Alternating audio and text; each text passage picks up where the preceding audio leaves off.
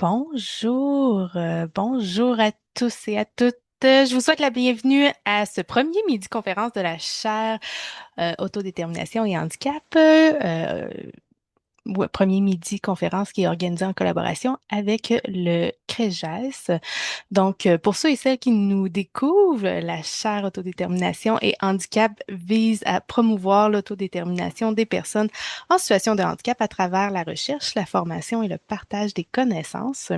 De son côté, le CREJES, qui est le Centre de recherche et d'expertise en gérontologie sociale, contribue au développement et au transfert de connaissances afin d'améliorer les services et les pratiques professionnelles auprès des personnes âgées.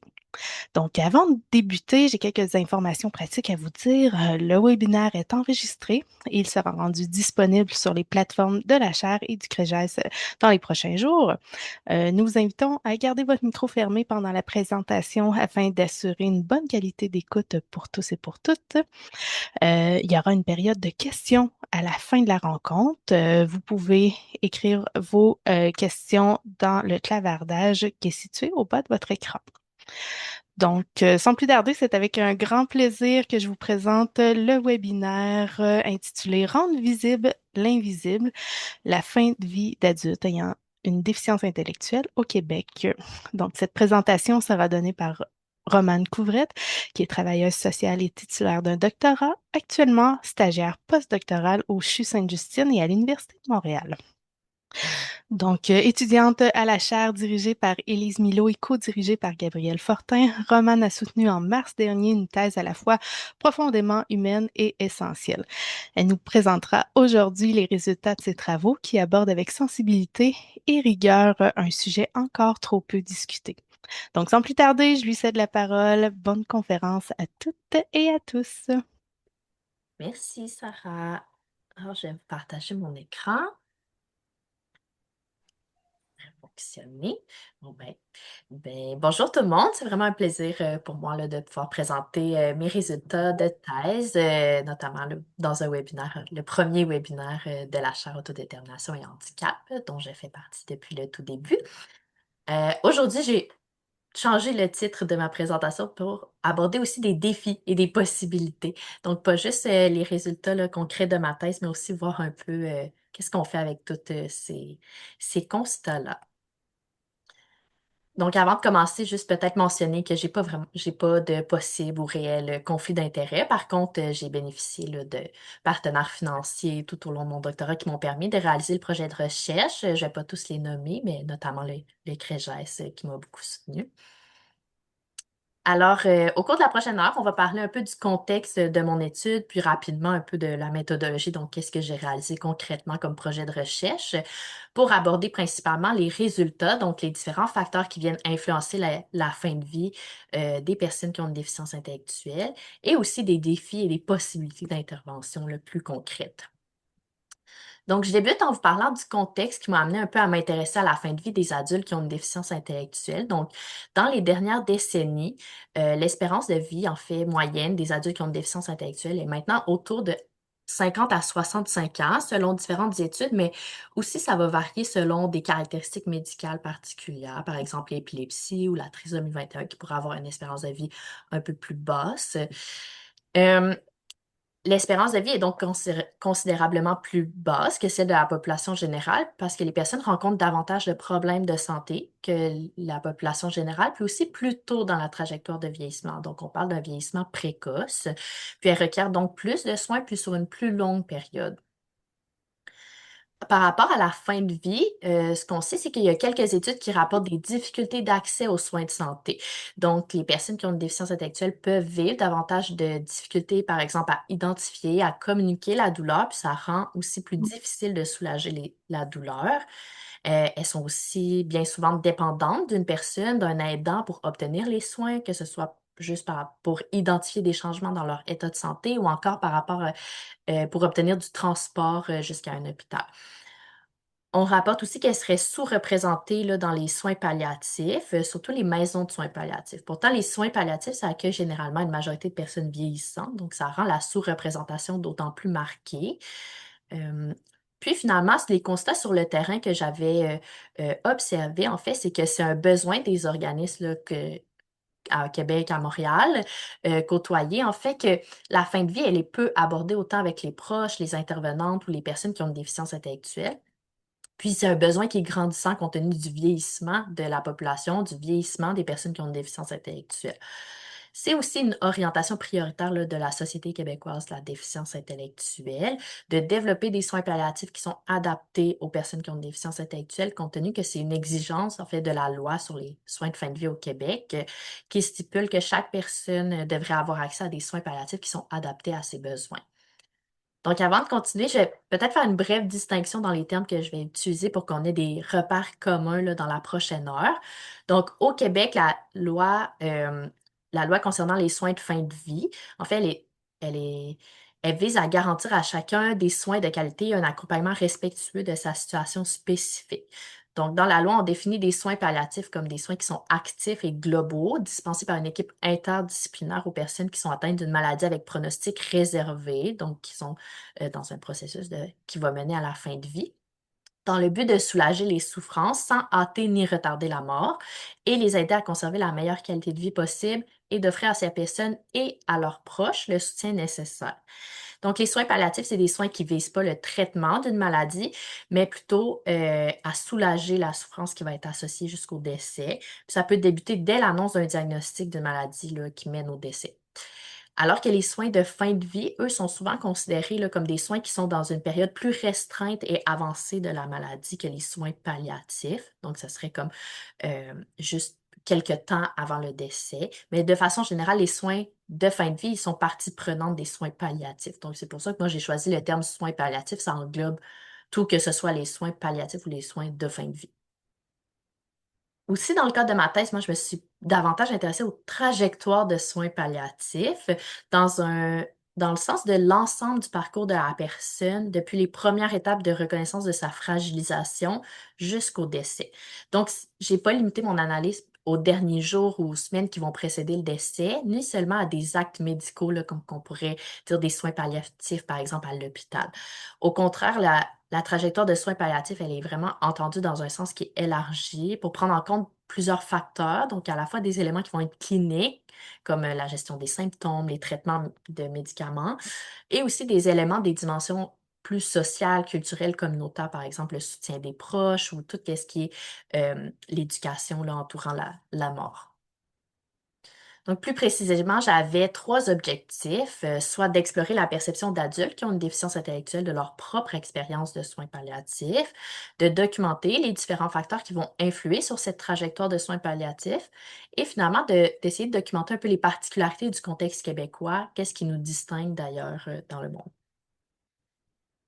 Pour répondre à ces objectifs, j'ai fait des entretiens individuels, donc avec diverses personnes qui sont impliquées directement ou indirectement dans la fin de vie d'adultes qui ont une déficience intellectuelle, soit la personne elle-même, ses proches, les responsables des milieux d'hébergement comme de ressources intermédiaires ou ressources de type familial, les intervenantes, les professionnels du réseau de la santé, services sociaux, d'organismes communautaires, puis aussi des informateurs clés.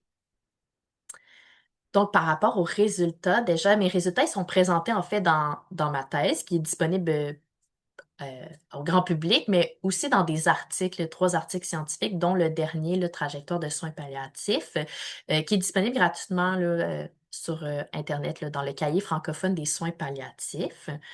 Donc, au final, j'ai réussi à réaliser 23 entrevues individuelles auprès de 6 proches, 5 responsables de RI-RTF, 6 intervenantes ou professionnelles. Ça veut dire qu'il y avait une médecin dans un milieu hospitalier, une infirmière dans un milieu hospitalier, 2 éducatrices spécialisées, puis 2 intervenantes là, d'organismes communautaires. Et finalement, 6 informateurs clés, là, c'est des personnes en fait qui détenaient des informations plus précises de l'organisation des services, par exemple d'un CIS ou CIUS, ou par exemple du curateur public de l'Association des ressources intermédiaires du Québec. Vous remarquez peut-être que j'ai recruté, en fait, rencontré 0 adulte qui ont une déficience intellectuelle. Euh, L'objectif, c'était évidemment pas de rencontrer des adultes qui sont très malades ou très proches là, du décès, mais plutôt d'essayer de discuter avec des adultes qui ont une déficience intellectuelle qui sont conscients d'une certaine dégradation de leur état de santé qui pourrait mener à leur décès dans tu sais, un temps moyen, par exemple. Euh, Mais ça n'a pas été possible malgré là, plusieurs tentatives où est-ce que j'ai notamment là, fait des ateliers sur la mort, sur les soins palliatifs dans différents organismes communautaires auprès de personnes qui ont une déficience intellectuelle. Puis j'ai aussi collaboré avec plusieurs organismes communautaires pour faciliter ce recrutement-là. Puis finalement, j'ai réussi à recruter aucun adulte qui a une déficience intellectuelle. Puis c'est plutôt cohérent aussi avec les résultats que je vais vous présenter plus tard. Donc, les entrevues m'ont permis de recueillir le récit rétrospectif de la fin de vie de 27 adultes qui ont une déficience intellectuelle qui sont décédés. 27 parce qu'il y a certaines personnes, notamment les responsables de Harry RTF, qui ont réalisé plus d'une entrevue pour pouvoir faire le récit de plus d'une personne qui est décédée. Donc, au lieu de devoir choisir quel récit ils allaient me partager, ils ont décidé de me partager plusieurs récits de fin de vie. C'est pour ça qu'il y a 27 récits, mais seulement 23 participants. Rapidement, je ne vais pas nécessairement vous parler de toutes les caractéristiques de ces 27 personnes-là, mais peut-être vous mentionner qu'il y a vraiment une diversité dans les récits, notamment par rapport au niveau de déficience intellectuelle, puis des différentes conditions qui étaient associées, les conditions médicales. Sinon, ben, l'âge médian au moment du décès, c'était de 62 ans. Et la majorité des personnes habitant en ressources d'hébergement RIRTF et la majorité sont décédées à l'hôpital. Pour les raisons du décès, on retrouve surtout des infections pulmonaires, donc des pneumonies, pneumonies d'aspiration, des cancers, mais aussi une dégradation de l'état de santé là, sans investigation plus précise. Donc, moi, j'ai pas eu accès, là, j'ai pas validé les informations dans des dossiers médicaux, par exemple. Donc, je me suis vraiment fiée à la parole de mes participants. Donc, certaines personnes, tu sais, savais pas nécessairement exactement c'était quoi la cause du décès parce qu'il n'y avait pas eu d'investigation, mais peut-être que dans le dossier, il était écrit des informations plus précises, mais c'est pas très grave pour les données d'aujourd'hui. Donc, en fait, l'analyse des 27 entrevues m'a permis d'identifier différents facteurs qui vont venir influencer là, de façon générale sur la trajectoire palliative des adultes qui ont une déficience intellectuelle. Donc, je les ai divisés en 4 grandes catégories, soit les caractéristiques de la personne elle-même, les caractéristiques des personnes significatives dans son entourage, les caractéristiques les pratiques de collaboration entre les différents réseaux et les caractéristiques du contexte québécois. Donc, je vous présente rapidement des exemples pour chacune de ces catégories-là avec des extraits d'entrevues là, qui sont évidemment anonymisés. Donc, la première, c'est le profil de l'adulte qui a une déficience intellectuelle, qui est un élément qui va vraiment influencer toute la trajectoire de soins palliatifs. Donc, les participants ont décrit différentes caractéristiques, des habiletés, des comportements, des expériences de vie des adultes qui ont une déficience intellectuelle qui viennent influer positivement ou négativement selon eux. Par exemple, lorsqu'il y a des traits de caractère qui sont perçus plus positivement, par exemple, une personne qui est naturellement plus joyeuse ou plus affectueuse, ben la prise en charge en milieu de soins était souvent plus facile. La personne était plus visitée. Par exemple, une infirmière, une intervenante qui me dit, il était tellement facile, c'est un rayon de soleil sur l'étage, il était facile à vivre, ce qui fait que c'est sûr qu'il était le chouchou des infirmières. Et qu'on comprend que cette personne était très appréciée puis qu'elle a eu relativement des bons services à cet égard. À l'inverse, ben, des comportements qu'on pourrait caractériser plus agressifs, ben, ça vient un peu compliquer la prise en charge. C'est un constat qui est quand même fréquent dans les soins, que ce soit en fin de vie ou non. Les personnes qu'on perçoit plus faciles ou plus agréables vont recevoir souvent davantage de services, davantage de visites, alors que celles qu'on perçoit comme plus difficiles, euh, ben ça vient un peu restreindre là, les services qu'on leur offre. Ce qui est particulier dans le contexte aussi de la déficience intellectuelle, c'est que les participants reconnaissaient que lorsqu'ils trouvaient la personne agréable, ben, ils avaient aussi une forte tendance à l'infantiliser, ce qui amenait d'autres enjeux par la suite. Puis également, ben, lorsque les personnes ont des difficultés de communication, ça peut engendrer aussi des comportements agressifs, par exemple, si elles vivent de la douleur, mais qu'on n'est pas capable de les soulager adéquatement. Donc, de l'agressivité envers elles-mêmes, de l'agressivité envers le personnel. Et donc, on a de la difficulté à interpréter peut-être ces comportements-là. Puis c'est un peu un cercle vicieux là, de comportements, soit d'agressivité ou qu'on pourrait dire dérangeants. Donc, c'est un peu, là, comme je le mentionnais, des difficultés communicationnelles qui viennent influencer là, beaucoup la trajectoire palliative. Comme il y a plusieurs personnes qui sont pas nécessairement en mesure d'exprimer précisément la source de leur douleur. Par exemple, il y avait cette mère qui disait, il n'exprimait pas en mots la douleur, mais s'il avait mal à la tête, il se tortillait le nez. S'il était constipé, il se frappait le ventre en disant bobo. Donc, c'est pour ça que on constate à quel point la présence d'une personne qui connaît très bien l'adulte qui a une déficience intellectuelle est essentielle en fin de vie là, pour interpréter les signes de la douleur. Ensuite, un autre élément important dans la trajectoire, c'est le réseau de soutien de la personne qui a une déficience intellectuelle. Donc, les différentes configurations peuvent vraiment varier là, d'un récit à l'autre. Il y a des adultes qui étaient très isolés, qui avaient juste une personne dans leur réseau, qui était soit un proche ou souvent un responsable d'hébergement. D'autres personnes, au contraire, avaient vraiment comme un large réseau composé de membres de leur famille, d'intervenantes significatives, même de leurs amis. Il faut par contre aussi mentionner que dans toutes les trajectoires que moi j'ai documentées, ben, c'est nécessairement des personnes qui avaient au moins une personne significative pour venir témoigner de sa fin de vie dans le cadre d'une entrevue de recherche. Mais il y a beaucoup d'adultes qui ont des déficiences intellectuelles qui décèdent là, dans l'isolement, donc soit qui sont inconnus de service ou qui ont juste aucune personne euh, significative à leur côté qui peut venir témoigner. Donc, il y a nécessairement une partie importante là, de la réalité qui n'est pas nécessairement représentée dans mon projet de recherche. En général, le réseau immédiat là, en fin de vie comptait principalement les proches, donc la famille, l'équipe soignante en milieu hospitalier et un responsable ou un intervenant d'une ressource d'hébergement, donc RIRTF. Puis c'est la majorité du soutien qui était offert par ces personnes-là en soins palliatifs, donc en fin de vie. Les autres personnes qui viennent composer le réseau étaient d'une part ben, moins fréquentes dans les récits, mais aussi, lorsqu'elles étaient présentes, ben, elles avaient vraiment un rôle plus limité là, dans la trajectoire palliative. C'est notamment le cas, par exemple, des intervenantes communautaires qui auraient parfois voulu jouer un rôle plus actif, soutenir l'équipe hospitalière, par exemple, à mieux comprendre la personne, à répondre à ses besoins, mais qui se butaient parfois à des portes fermées. Même chose pour les éducatrices là, spécialisées des CCCIUS qui, quand l'adulte était transféré à l'hôpital, ben, elles auraient voulu être présentes, continuer de le visiter, euh, par exemple parce qu'elles savaient que la personne était isolée, puis qu'elle le connaissait bien, qu'elle avait une belle relation, mais on retirait souvent la personne de ses dossiers sous prétexte que la personne, elle est déjà prise en charge par d'autres intervenants rémunérés par le système de la santé et des services sociaux, donc on ne veut pas dédoubler les services, mais en même temps, on retire souvent un intervenant qui connaissait très bien cette personne-là. Alors, par exemple, par rapport au rôle que les personnes significatives peuvent jouer, le premier rôle que moi j'ai documenté, c'est vraiment intermédiaire. Donc, comme je vous ai dit, de pouvoir interpréter les comportements là, de la personne qui a une déficience intellectuelle. Donc, c'est un rôle joué souvent par la famille, mais ça peut être aussi joué par le responsable de la ressource d'hébergement. Ensuite, de défendre les droits et intérêts de la personne, surtout à certains moments clés de la trajectoire, par exemple pour obtenir un diagnostic ou pour avoir un milieu d'hébergement qui est plus adapté. Notamment, par exemple, cette responsable d'une ressource d'hébergement qui dit: j'ai commencé à me fâcher puis à demander des examens plus approfondis. On me disait: attendez encore un mois, Advil, Tylenol en intervalle, ça devrait passer. Jusqu'à temps que je débarque chez le médecin généraliste, puis je lui dis: écoutez, il faut investiguer parce qu'il n'est plus la même personne. C'est un peu la même chose pour le choix d'hébergement.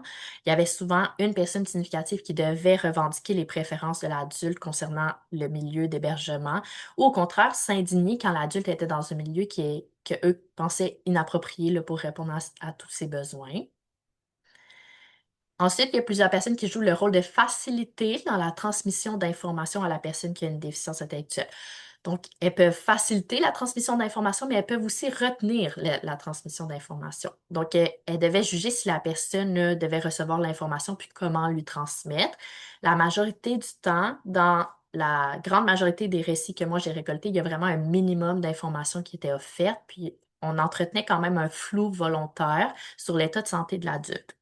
Par exemple, cette sœur qui dit: j'ai juste demandé s'il voulait vivre, puis il m'a dit: oui, je veux vivre. Fait que j'ai dit: on va tout faire pour essayer, mais je savais bien que dans le fond, il était pas mal rendu à la fin de sa vie.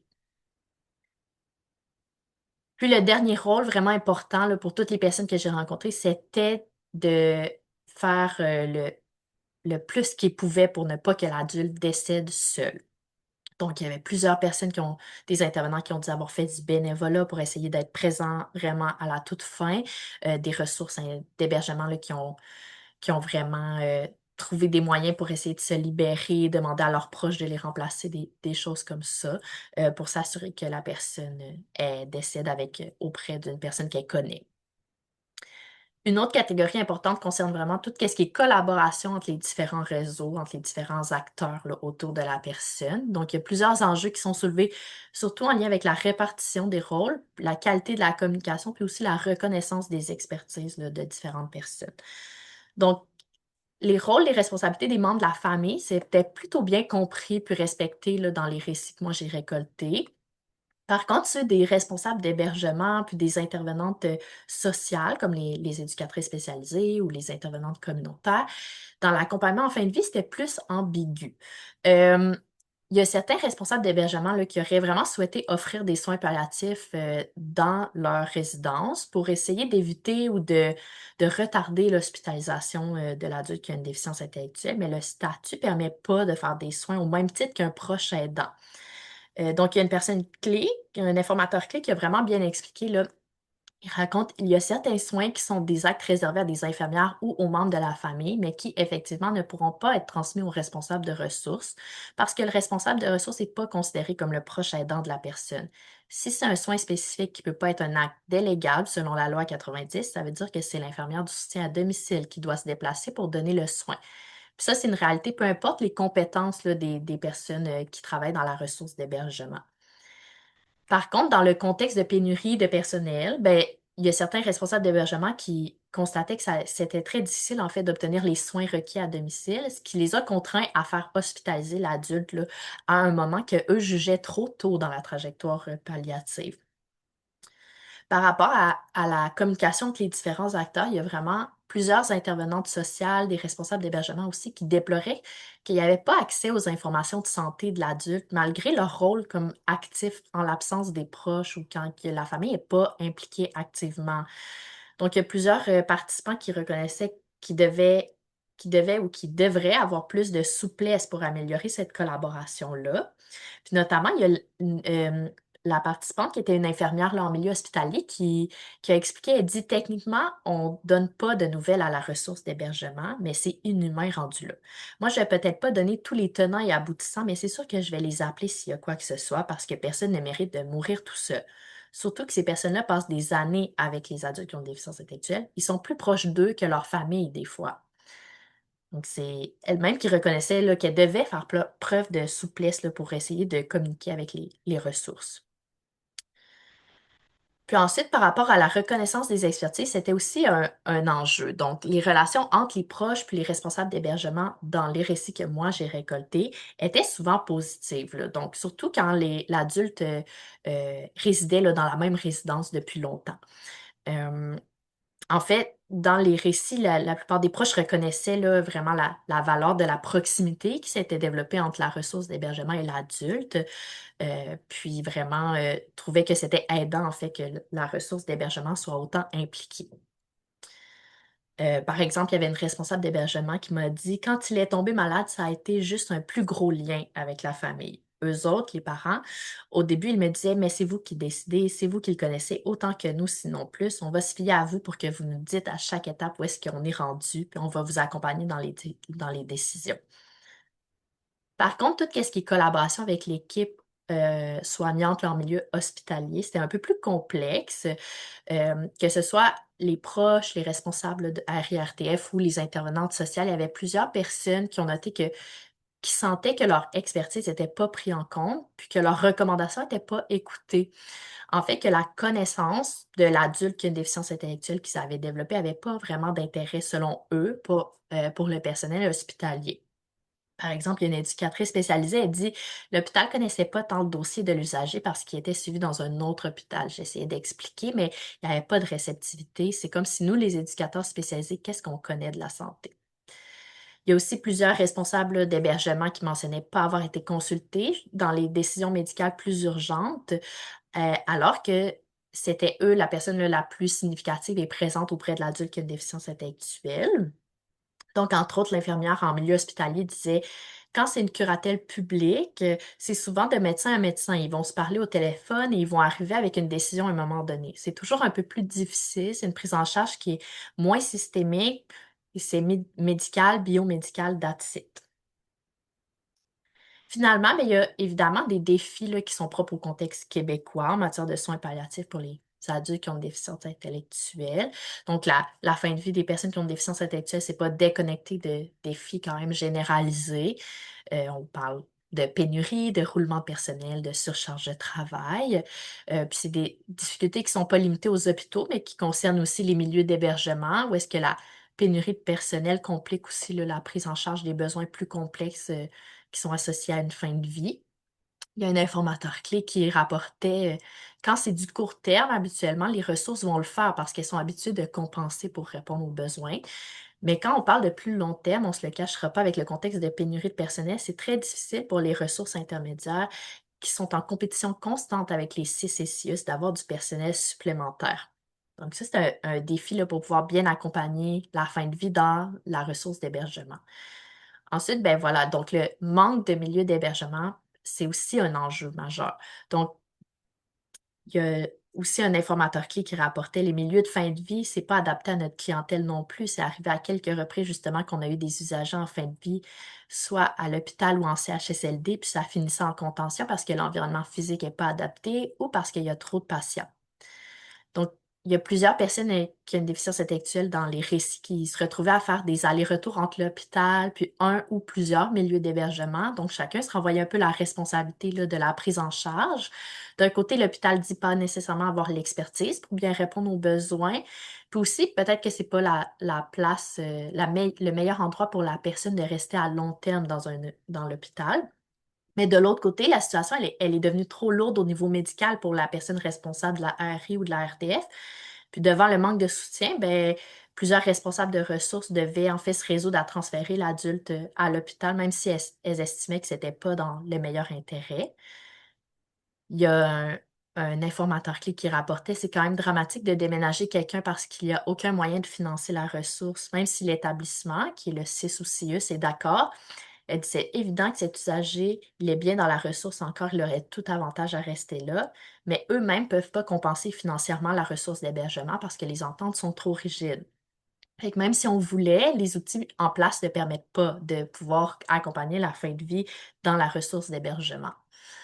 Une autre situation qui était rapportée par certains responsables de RIRTF, c'est de sentir une certaine pression à transférer l'adulte qui a une déficience intellectuelle à l'hôpital de la part de l'établissement là, du CIS ou CIUS. C'est ce qu'exprimait là, cette responsable. Elle dit, c'est sûr qu'en l'envoyant à l'hôpital, occuper un lit d'hôpital parce qu'il est malade, ça va libérer une place dans mon milieu d'hébergement. C'est là que nous, en tant que famille substitut, on devient frustrés parce qu'on parle d'un être humain.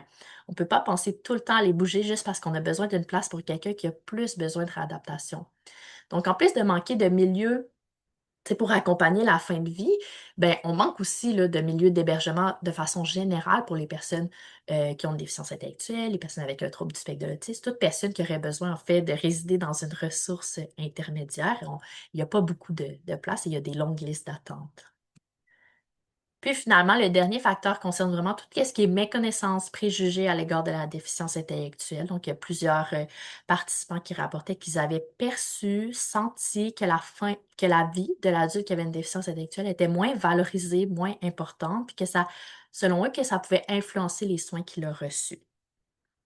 Il faut quand même mentionner que souvent, les personnes qui vont accompagner, elles ont un parcours, là, ils ont dû défendre les droits de cette personne-là pendant plusieurs années. Et donc, ils sont tellement habitués de revendiquer que parfois, elles peuvent percevoir que des jugements, ou, tu sais, mais c'est aussi une accumulation de toute la vie, en fait, qu'ils ont souvent eu l'impression, là, à plusieurs moments, d'avoir vécu là, des préjugés par rapport à leurs proches. Finalement, ben, pour mieux comprendre toutes les interactions entre ces facteurs-là, moi, je me suis intéressée un peu à des nœuds. Donc, des nœuds où est-ce qu'il y a plusieurs éléments qui sont imbriqués puis qui deviennent particulièrement complexes, difficiles à résoudre. Donc, le premier nœud concerne tout ce qui est investigation, ensuite tout ce qui est les soins palliatifs, puis ensuite l'absence de milieu d'hébergement. Donc, le premier nœud, c'est vraiment l'absence, la difficulté à investiguer l'état de santé de la personne. Donc, dans plusieurs récits, c'est les comportements, les difficultés qui sont propres aux adultes, que je vous ai mentionnés, qui étaient perçus comme des obstacles à la réalisation d'investigations plus approfondies. Puis les participants ont le rôle, en fait, important de défendre des droits pour obtenir une investigation. Ici, je vous raconte le récit de Martin, qui c'est tous des noms fictifs, là, qui était fait par la responsable de sa ressource d'hébergement. Puis c'est un homme de 54 ans là, qui était dans la ressource depuis 8 ans. Puis elle raconte, elle dit, il a commencé à se plaindre de douleurs au cou, au niveau des muscles du cou, et je suis retournée consulter. On m'a dit que c'était sûrement un torticolis. C'est pas vrai qu'un de mes résidents est en train de souffrir, puis on a tout le temps une excuse qui tient pas la route. Les médecins me disaient tout le temps, êtes-vous sûr que c'est pas comme ça qu'il a toujours été? J'étais là, ben non, je vous dis que c'est pas comme ça qu'il parle d'habitude. Puis grâce à comme plusieurs investigations là, que la dame a vraiment forcé, Martin a reçu un diagnostic là, de sclérose latérale amyotrophique, qui est une maladie neurodégénérative dont il est décédé. Mais l'obtention d'un diagnostic lui a permis d'obtenir de la médication qui était plus adaptée, puis aussi d'obtenir des services à domicile là, adaptés à sa condition médicale. Donc, il a pu rester plus longtemps dans sa résidence avant de décéder en milieu hospitalier. Le deuxième nœud concerne tout ce qui est offre de soins palliatifs, qui est moins adapté là, aux besoins des personnes qui ont une déficience intellectuelle. Donc, les caractéristiques de la personne, encore, si elle présente des troubles de langage ou des troubles de comportement, combiné à la méconnaissance du personnel hospitalier de la déficience intellectuelle, mais aussi la méconnaissance de certaines techniques d'intervention là, pour adapter leur approche ou leur pratique. Ensuite, une implication de l'adulte qui a une déficience intellectuelle qui est très limitée, donc ça peut rendre difficile de répondre adéquatement à leurs besoins, leurs volontés parce qu'on ne les connaît pas, puis qu'on ne sait pas nécessairement comment communiquer, puis les impliquer dans les décisions. Puis finalement, il y a beaucoup de proches intervenantes, de responsables d'hébergement qui insistaient sur la nécessité de reconnaître les expertises non médicales dans les soins palliatifs pour prendre en compte leur opinion, des conseils pour adapter les soins, puis favoriser l'implication de l'adulte. Donc ici, je vous raconte le récit de Mélissa, qui est une femme de 42 ans qui avait un diagnostic de trisomie 21, des troubles de comportement que sa mère a qualifiés le plutôt important depuis son enfance, un langage non verbal, puis aussi un diagnostic d'Alzheimer. Donc, ça me raconte, j'arrivais à l'hôpital, elle était toujours toute nue. Il y avait une marée de pipi à terre, des pots de yogourt revolaient où elle les pitchait dans le passage. Moi, je leur avais dit, quand elle avait été hospitalisée, ça, enlevez ça, arrêtez l'eau de la toilette. Je leur avais tout dit, mais ils n'ont pas voulu m'écouter. Donc, la mère de Mélissa a vraiment raconté comment, à plusieurs reprises, elle a tenté d'adapter les soins, mais que c'était pas écouté ou que c'était pas possible. Et donc, que ça augmentait parfois les comportements là, d'agressivité de Mélissa envers elle-même et envers le personnel, puisqu'il, à son tour, nuisait au service qu'elle recevait. Puis finalement, le dernier nœud concerne tout ce qui est absence de milieu d'hébergement. Donc, tous les participants vraiment reconnaissaient le rôle essentiel là, des responsables d'hébergement. Il y a plusieurs personnes qui ont décrit les adultes qui s'accompagnaient comme des membres de leur famille. C'est un lien affectif qui était vraiment reconnu, valorisé par les proches là, qui ont participé dans mon étude. Puis il y a plusieurs responsables de RIATF qui ont dit qu'ils auraient voulu en fait que l'adulte qui a une DI reçoive des soins le plus longtemps possible au domicile. Puis certains même y décèdent, mais que ce n'était pas possible là, compte tenu de la difficulté d'obtenir des soins à domicile ou l'absence de soutien, que ce soit en termes de personnel supplémentaire ou financier. Et donc, qu'ils étaient un peu contraints là, d'hospitaliser la personne, là, puis de faire certains allers-retours, comme je vous ai mentionné. Donc, ici, je vous parle du récit de Paul par son frère. Donc, Paul, c'était un homme qui est décédé à 71 ans, qui avait un langage verbal plus limité, puis qui avait habité très longtemps là, dans une ressource intermédiaire, une RTF, donc une ressource type familiale. Dans cet extrait-là, on est à l'hôpital, dans une chambre d'hôpital où est-ce qu'il y a Paul, son frère, la travailleuse sociale de l'hôpital et la travailleuse sociale du 6. Alors, le frère raconte, la travailleuse sociale de l'hôpital dit à la travailleuse sociale du 6, ouais, ben là, nous, on n'a pas de place en haut. Il faut trouver une place pour Paul. C'est ça, les gens des résidences, quand ils veulent plus de quelqu'un, ils viennent les domper chez nous à l'urgence. Parallèlement à ça, l'infirmière me dit, votre frère a son congé officiel. J'ai dit, je rêve, le médecin ne l'a même pas vu. Il part pas tant que j'ai pas vu le médecin. C'était comme une patate chaude, Paul. Personne n'en voulait. Puis finalement, Paul a été transféré dans une ressource de réadaptation en attendant qu'on lui trouve un milieu d'hébergement plus adapté, là, comme un CHSLD, mais on n'en trouvait pas pour l'instant, mais il devait quitter l'hôpital parce qu'il n'y avait pas assez de... Il ne pouvait pas rester. Puis moins de 48 heures plus tard, là, sa famille s'est mobilisée pour le sortir de la ressource de réadaptation parce que quand ils sont allés le visiter, là, il était seul, il pleurait, puis il était comme dans ses selles, puis il trouvait que c'était complètement inadéquat là, et dangereux pour Paul, donc ils l'ont sorti jusqu'à temps d'avoir une place en CHSLD qui était adaptée. Puis finalement, cette histoire s'est plutôt bien déroulée par la suite. Donc, on a fait un peu le tour là, des enjeux, puis tu sais, ça sonne très négatif, quand même dramatique aussi, mais je veux mentionner que malgré tous les défis, les difficultés, il y a plusieurs de ces histoires-là qui se sont relativement bien terminées, que les participants, eux, ont aussi verbalisé qu'ils trouvaient que ça s'était bien terminé malgré là, beaucoup d'embûches. Euh, Puis la majorité des participants aussi reconnaissaient que les personnes qui sont impliquées dans les récits sont pas nécessairement de mauvaise foi, mais soit manquent peut-être de connaissances sur la déficience intellectuelle ou sont dans un contexte organisationnel qui est très rigide, qui est surchargé, puis qui rend difficile d'adapter les soins. Donc ça, les gens le reconnaissaient, mais malgré tout, il y a quand même des possibilités d'intervention pour améliorer, là. Donc, un constat central de ma recherche, c'est que la difficulté de valoriser et de favoriser l'autodétermination en contexte de fin de vie.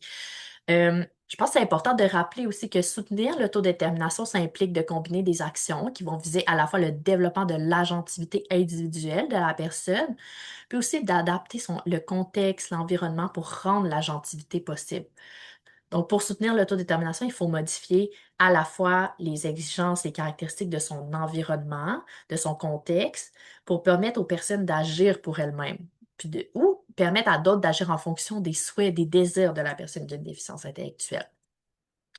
Donc, dans les 27 récits de fin de vie, moi, il y avait seulement 9 adultes qui ont une déficience intellectuelle qui avaient été légèrement impliqués dans les décisions au cours de la trajectoire de soins palliatifs. C'est une implication qui était quand même limitée. Dans les 9, là, ça pouvait être tu sais, de choisir des repas, de choisir d'exprimer des volontés par rapport à la fin de vie. Mais c'est une implication qui est quand même non négligeable non plus.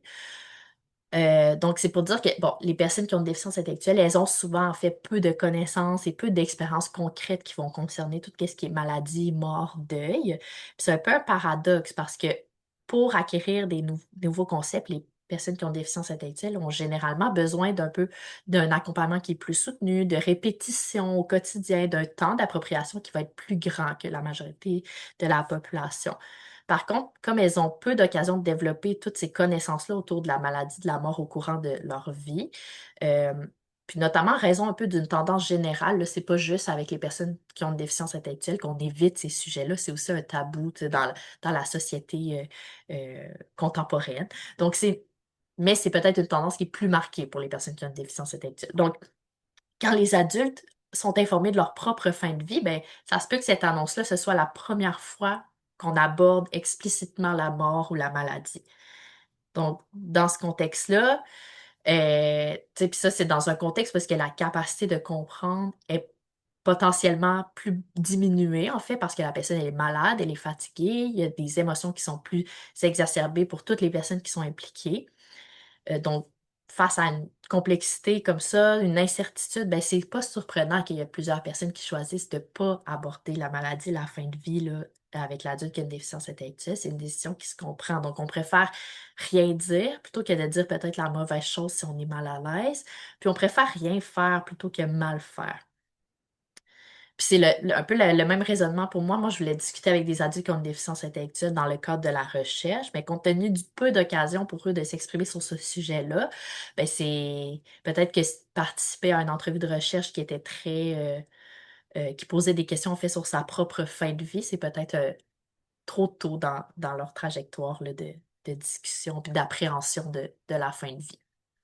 Qu'est-ce qu'on peut faire par rapport à ces défis? Ben, d'abord, il y a une approche là, que moi je trouve très intéressante. Donc, c'est l'approche narrative qui permet aussi d'intervenir peut-être avec des personnes qui ont une déficience intellectuelle plus importante. Donc, c'est souvent un questionnement qu'on a, tu sais, quand on pense que peut-être la personne est moins en mesure de participer, par exemple, si elle est moins en mesure de s'exprimer ou en fait, l'approche narrative permet de recueillir l'histoire de la personne avec un support visuel, comme des photos, des films, ça peut être aussi à l'oral. Puis l'objectif, c'est d'avoir des traces biographiques, des repères qu'on pourrait mobiliser en fin de vie. Donc, il y a je vous propose plusieurs là, références. En fait, il y a deux références, ce sont des articles, là, où est-ce qu'il y a des projets où l'approche narrative a permis au personnel soignant de prendre des décisions qui étaient davantage centrées sur la personne qui a une déficience intellectuelle. Par exemple, en documentant là, à l'aide d'une caméra les réactions de l'adulte à plusieurs moments de sa vie, quand ça va bien, quand ça va moins bien, pour pouvoir utiliser ces vidéos-là avec le personnel soignant pour illustrer comment est-ce qu'il est mon proche, par exemple, quand il est en douleur, ben voici une vidéo. Comment est-ce qu'il est quand il va très bien, voici une vidéo. Puis ça permet en fait euh, de, à l'équipe soignante, incluant les proches, là, de prendre des décisions qui vont refléter davantage la personne plutôt que la perception de la qualité de vie par des personnes qui la connaissent peu comme le personnel soignant. Il y a aussi la trousse du cahier de vie qui est produite par le projet Revie, qui est un projet collaboratif mené par l'organisme communautaire Sans oublier le sourire. Donc, le cahier de vie, c'est comme un document qui permet de documenter, de raconter sa vie, de mettre des photos, puis de s'exprimer, réfléchir à des préférences aussi à travers le vieillissement. Euh, Ça peut faciliter les communications, les transitions. Puis l'organisme, sans oublier le sourire, en fait, a toute une programmation d'activités pour les personnes vieillissantes, où est-ce qu'ils d'ailleurs utilisent le cahier de vie là, avec les membres. Ensuite, il y a aussi tout ce qui est planification préalable des soins. En fait, ça consiste en un processus de réflexion, de discussion avec ses proches ou toute autre personne qui pourrait être pertinente. Puis, idéalement, ça devrait se faire avant la fin de vie, puis en dehors du milieu hospitalier. Donc, ça permet de parler de certains aspects médicaux, mais aussi on peut l'utiliser pour clarifier des volontés, des préférences, des craintes. Puis la planification préalable des soins, ça s'applique à toute personne qui veut réfléchir enfin à sa fin de vie, puis qui veut aussi accompagner ses proches pour que eux puissent prendre des décisions lorsque ils vont être en fin de vie.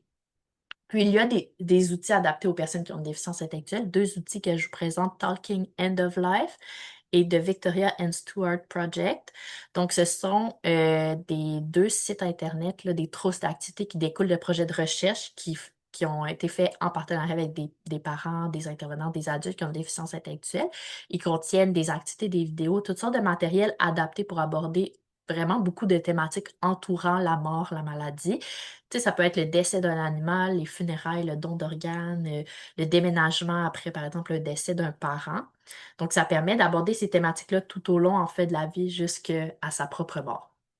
Puis, il y a du matériel qui est vraiment fait pour les personnes qui ont une déficience intellectuelle, mais aussi du matériel pour les intervenants, les proches.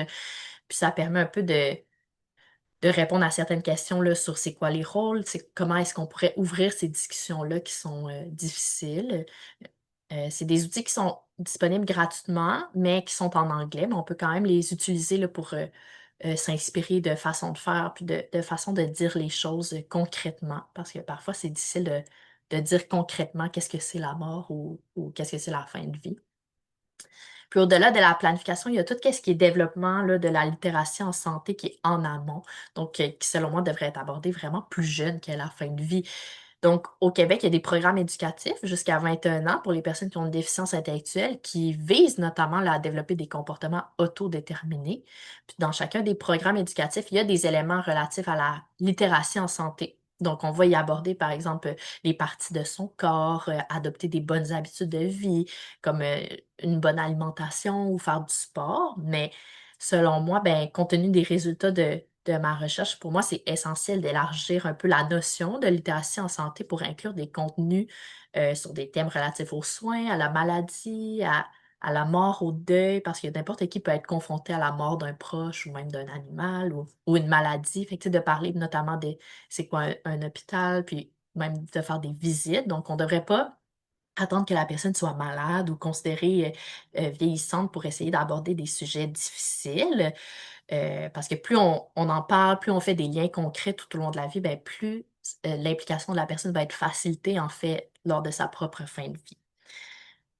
Soutenir l'éducation sur la mort, ça peut être évidemment difficile, mais ça peut être fait de façon quand même éducative et plus ludique, là. Par exemple, on peut visiter un cimetière ou un centre funéraire.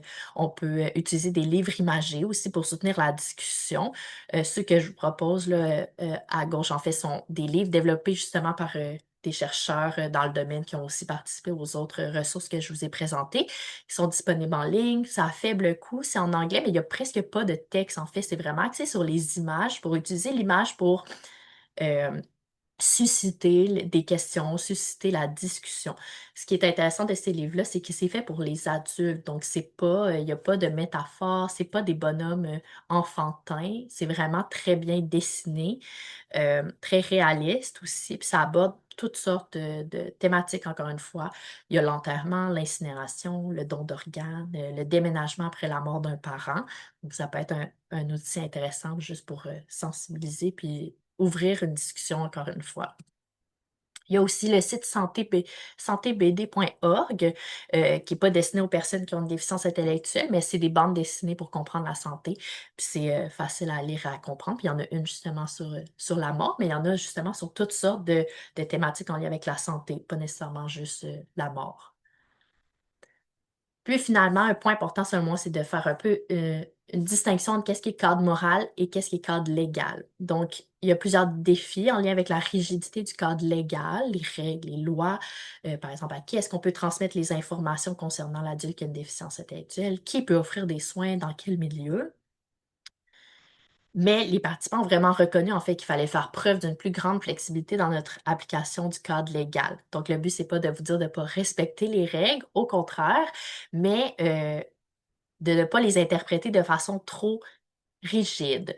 Donc, par exemple, lorsque les seules personnes qui sont impliquées dans un dossier ou, par exemple, quand il y a des ressources d'hébergement qui sont impliquées, ben, la règle de confidentialité, elle dit pas qu'on peut rien communiquer et qu'on devrait jamais rien dire à la ressource d'hébergement. Elle dit plutôt qu'il y a certaines informations qui sont confidentielles, mais quand même dans le meilleur intérêt de l'adulte qui a une déficience intellectuelle, c'est aussi de transmettre certaines informations à sa ressource d'hébergement pour que la ressource puisse bien comprendre la situation et bien accompagner. Donc, dans le même sens aussi, par rapport à tout ce qui est autorité décisionnelle, ben, tu sais, on doit aussi se rappeler que oui, légalement, il y a seulement les proches ou les titulaires de l'autorité décisionnelle qui peuvent prendre une décision médicale pour l'adulte qui a une déficience intellectuelle, mais ça ne veut pas dire qu'on ne peut pas demander l'opinion des autres personnes, puis reconnaître leurs valeurs, puis au final, obtenir un meilleur portrait de l'adulte qui a une déficience intellectuelle. Donc, on ne peut pas c'est pas nécessairement juste l'opinion de la ressource d'hébergement qui va être prise en compte, mais quand même, c'est une opinion dans laquelle on ne peut pas vraiment se passer. Tu sais, on n'a pas le luxe de se passer de cette collaboration-là. Un autre enjeu entre cadre moral, cadre légal, c'est vraiment, encore une fois, dans l'inaptitude à consentir aux soins de certains adultes qui ont une déficience intellectuelle. Donc, souvent, les gens vont être, soit ils vont avoir un représentant qui est un proche, ou encore la curatelle publique pour prendre les décisions de santé à leur place. Euh, Tu sais, mais est-ce qu'on doit inclure dans les décisions l'adulte qui a une déficience intellectuelle s'il est légalement considéré comme inapte à consentir à ses soins? Ben, pour plusieurs personnes, si la personne ne peut pas légalement choisir, on ne l'inclut pas du tout. Pourtant, moralement, on a un certain devoir là, de favoriser son implication à la hauteur de ses compétences. Par exemple, dans le milieu pédiatrique, là, la participation des enfants dans les décisions qui les concernent en milieu de soins, c'est vraiment plus reconnu. Euh, Puis on a plusieurs façons de valoriser, même lorsque légalement, tu sais, c'est les parents qui vont devoir prendre la décision au final. Donc, pourquoi est-ce qu'on ne pourrait pas s'inspirer là, de certaines stratégies du milieu pédiatrique, notamment en recherchant l'assentiment? Donc, l'assentiment, c'est pas un consentement qui est légal, c'est vraiment une façon d'exprimer une adhésion ou non à une proposition. Donc, c'est pas obligatoire d'obtenir l'assentiment des enfants, c'est pas obligatoire d'obtenir l'assentiment des personnes qui sont, par exemple, sous tutelle. Ça se substitue pas au consentement de la personne représentante, mais ça témoigne quand même d'un certain respect, tu sais, de l'autonomie des adultes qui ont une déficience intellectuelle de faire cet effort-là. Donc, ça nécessite de transmettre des informations sur les soins qui vont être à venir. Puis si la personne est en opposition, ce qui se peut, tu sais, certaines personnes vont dire qu'ils sont en désaccord, puis c'est correct, mais ça nécessite de prendre le temps de l'écouter, d'écouter ses craintes, puis d'essayer d'ouvrir la discussion pour mieux comprendre qu'est-ce qui pourrait l'aider. Puis même avec les enfants, par exemple, ben s'il y a certains soins qu'on est obligé de faire, puis l'enfant est en opposition, ben c'est pas rare que, par exemple, il va y avoir une grosse discussion et le personnel, par exemple, pourrait même s'excuser de si ça lui fait de la douleur ou s'excuser de devoir faire ce soin-là, même si la personne ne le veut pas. Fait que ça permet de mieux connaître, puis reconnaître, en fait, les préférences là, des personnes au quotidien. Pour conclure, en fait, comme le titre de ma thèse, ben, je pense que mon étude, elle visait vraiment en fait à rendre visibles des réalités qui sont souvent invisibilisées, qu'on n'entend pas beaucoup parler, mais aussi de mettre en lumière les obstacles, des vécus qui sont parfois douloureux, mais aussi la beauté, la profondeur qui peut vraiment se développer, se tisser dans des moments de grande vulnérabilité. Donc, pour terminer, moi, je vous partage cette citation d'une éducatrice spécialisée qui m'a beaucoup marquée, qui démontre bien, en fait, comment certaines histoires peuvent se vivre et aussi se terminer autrement. Donc, elle disait, il était très, très ému d'avoir enfin été entendu. Il était très léger, il était très serein dans ses dires. Il avait hâte. Il me l'a dit jusqu'à la dernière seconde. C'est le combat le plus important que j'ai gagné aujourd'hui. Voilà. Donc, merci tout le monde pour votre attention. Puis je serais vraiment très intéressée là, d'avoir vos commentaires et questions. Puis aussi, vous mentionnez que je vais présenter au colloque du CREGES, en fait, qui va être en novembre sur les soins palliatifs. Puis je vais parler davantage de facteurs qui ont favorisé la participation des adultes qui ont une déficience intellectuelle. Donc, dans les 9 récits là, où est-ce que la personne était plus impliquée, c'est quoi les facteurs qui ont influencé cette implication-là. Donc voilà, merci.